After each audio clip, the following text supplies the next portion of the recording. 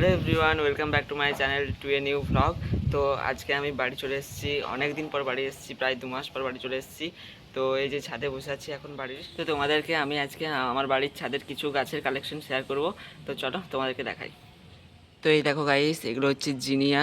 অনেক লম্বা লম্বা হয়েছে গাছগুলো, ফুলগুলো দেখতে বেশ দারুণ লাগছে।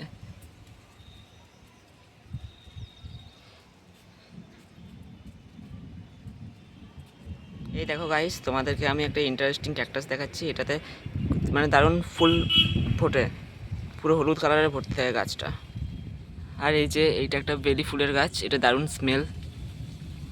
এই গাছটার এক্সাক্ট নামটা আমার এখন মনে নেই, কিছু একটা ওই কি স্পার্ম টাইপের ছিল, বাট এই পাতাগুলো দেখতে খুব সুন্দর।